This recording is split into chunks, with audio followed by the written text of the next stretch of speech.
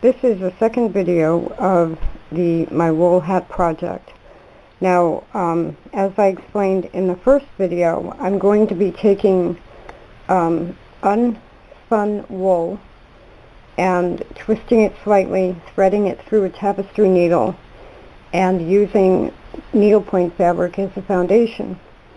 What I've done now, the first thing I did was bleach the needlepoint fabric. We're in the middle of COVID-19. I'm sure you're bleaching almost everything like I am. And bleach will disintegrate cotton within a matter of days. So I threw this in a diluted bleach solution for about 10 minutes, just to soften it up a little bit. And it did remove the sizing, but it's still stiff enough to work with. And I have since pressed it again. But so you can see I have this on a mannequin about at the length that I'm going to want the finished edge, which is under the chin. And if I pull that together, it's basically 1.5 inches under the chin, but at least a 1/2 inch of this is going to be in the finishing taken up. So this is going to fit fairly tightly under the chin. But if you're going to do one of these for yourself, you can shape a hat like this in any shape. You can make a rounded, like cone shape hat. You can make a stocking hat. You could even make a stocking hat in needlepoint if you wanted to. What I did, I had the one rectangle of fabric, and I marked darts. And at first I was just going to leave them as darts. But what I actually ended up doing, but you can see the shape now in the back, is a dart here and a dart there, which brings the back piece down in the back. And now if I flip it inside out, you can see how I have that pinned. But I also trimmed the fabric, because what I'm really going to do is work on this flat. So now that I have fitted it to a mannequin, or you could just fit it to yourself, I can take these pins out, and the two pieces fall flat and give you a flat pattern. And now what I can do is use this flat pattern and cut out the matching flannel liner and get that done before I go any further with this. So this is the actual pattern piece that I will make, probably either a brown paper or a tarp plastic pattern piece, so I then have it for the future if I want to make another one. And I can kind of throw it on the floor here so that you have a better idea. Looks like angel wings. So I'm going to cut out another one just like it in flannel, and then I'll probably even up the darts. See how they're a little bit uneven? And that was because of the way I was cutting it.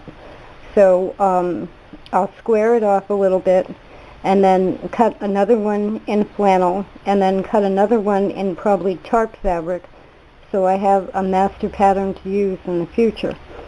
Then I fill this with wool, and I line it. And I think instead of a binding on the bottom with a tie, I'm probably going to put a casing in the bottom and make it a drawstring around under the chin.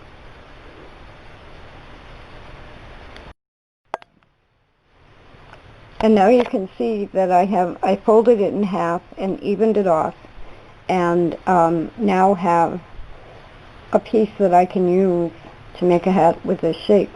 Now I also have the garden hood pattern up. You could do this with the garden hood pattern, but keep the side panels shorter. You could even make a pillbox with that pattern by shortening the sides. So there are a lot of ways to do this, and this wasn't cut perfectly the first time, because I'm fitting it to that mannequin. And, you know, this could be called tailoring, it could be called couture, it could be called a lot of things, but it's really just basic sewing that if you need to make something, you need to fit it to your body size and then stitch it in the simplest way imaginable. So this is my pattern piece. I'm not sure if I can just write the measurements. I may be able to copy it, but we'll see as we go along. Now, if you're going to make one of these for yourself, you also will need 2 scrap pieces. Those are about 4 inches square, and you're going to need those to make the pom-poms. So the bottom of the hat is going to have a casing with a tie going through it that I'm probably just going to crochet wool to make the long string that goes through the casing. And then I'm going to put a pom-pom on each end, and probably by filling the needlepoint fabric with wool and then folding it in half, maybe making it a rectangle pom-pom, maybe folding it in half as a triangle, making it that way, or maybe running a thread through all the edges and pulling it up like a drawstring bag. So there are a few options with that. I started with 29.5 by I think 18.5. So now it's kind of an odd shape. I think the best way for me to share this would be to take a good picture of it and label the measurements right on it and maybe post it on one of my blogs or something. But you can tell generally what it looks like, and you can cut one out in that shape probably to start. You want to fit it to a mannequin or fill a muslin bag with flour or something so you have a rounded shape to work with, or make one of the knitted wig stands that I've talked about. So now the next step, after I make the lining pattern, the lining piece and the pattern piece, is just filling in the wool, and I'll leave a half an excuse me, a half an inch on all edges that doesn't have any wool on it, and that will be my stitching area when I put it together. This is the pattern piece on white paper. I think it's too big for you to take a picture of it or print it with a printer. It is 14 inches top to bottom in this picture and 18 inches left to right. So I will just let you, just hold this for a moment so that you can see the measurements, and the instructions for cutting are right there. So you're actually going to fold your fabric in half, place the top edge on the fold, and then cut out the triangle to the left and a little bit of the edge on what is in the bottom left here.